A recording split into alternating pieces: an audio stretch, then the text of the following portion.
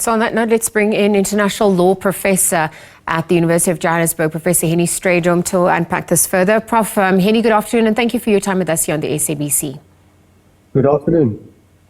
Perhaps in view of what's transpired to date, help us understand what the rules of engagement in a situation like this amount to, and how have they been defined at this point? I assume that you're referring to the attack on the Al-Shifa hospital. Yes. Yeah.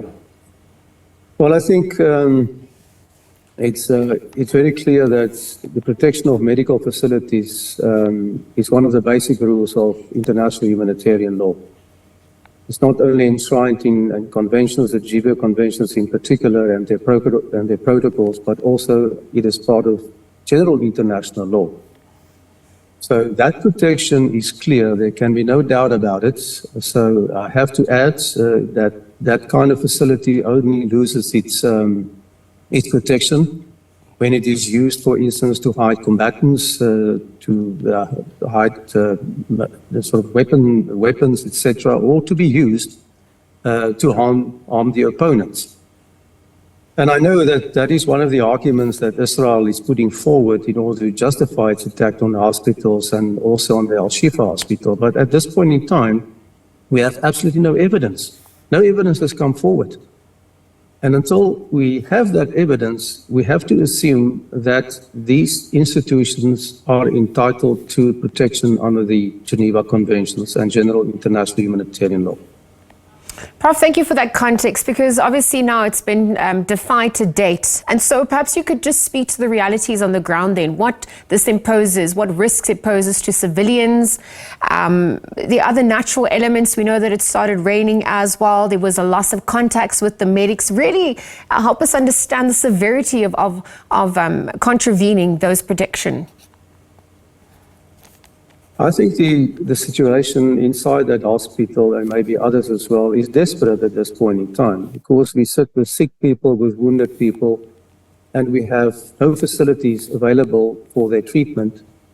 I think also the doctors, the medical staff at this point in time are sort of desperate. I mean, they have a duty to supply the services needed at this point in time. Apart from that, as I understood from media reports, the facility, the Al-Shifa hospital, has been invaded by Israeli soldiers and searching for the things that they're looking for, and which have not been found up in there. That created an even more desperate situation for the patients and for the medical staff. It creates a situation of fear, of uncertainty, of vulnerability.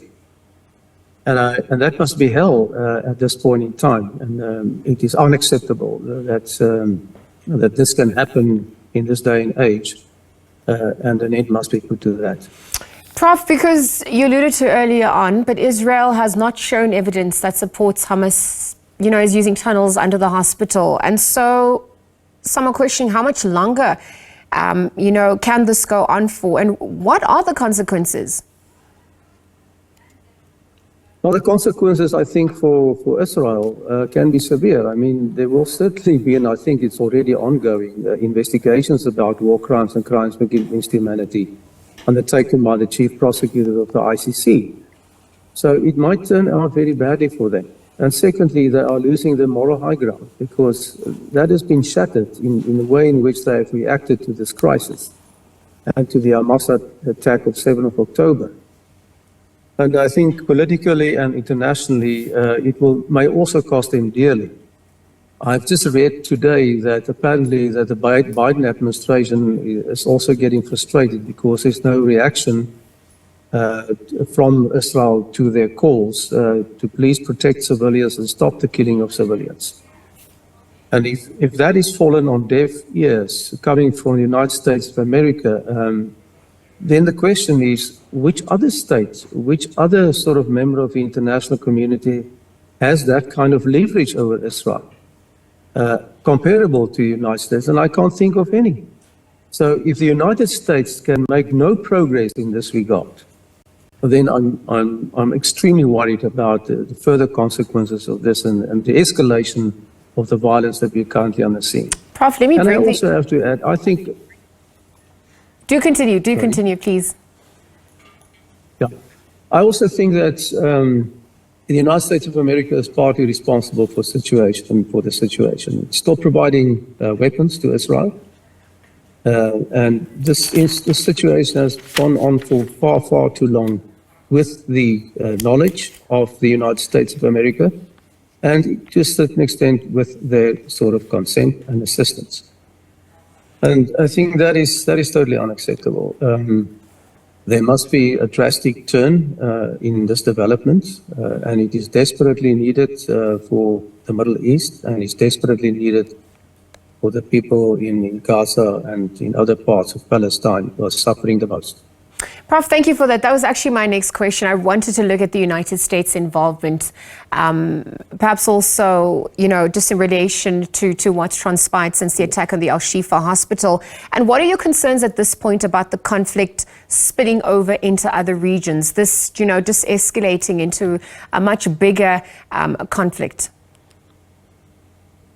Yeah, before I answer that, just have to add one thing about Israel's responsibility. It has the burden of providing the evidence.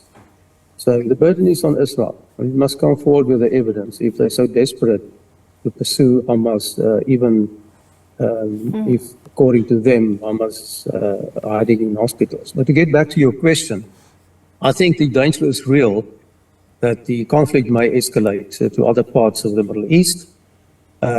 Already there are attacks between United States forces in neighboring countries. And there are sort of the potential joining in the conflict of Hezbollah. And in part, I think that has also been sort of evidenced.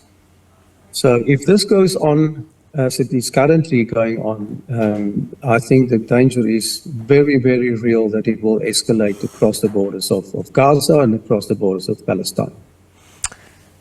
Prof, thank you for your time with us on the SABC. We, of course, continue to monitor developments with regards to what's transpiring in the Middle East, but we'll leave that conversation there for now. Professor Hennie Strydom from the International Law Professor at UJ, which is weighing in on what has transpired to date. So we're looking at Al-Shifa Hospital, the attack there by the Israelis, Israel intensifying its attacks on Gaza, killing suspected Hamas fighters early this morning at the outset of a raid on the Al-Shifa Hospital. Many questioning for the evidence to be put forth by Israel and looking at how it contravenes international law at this point, given that civilians have been, impacted during that attack. So we'll continue to monitor developments on that front as it unfolds.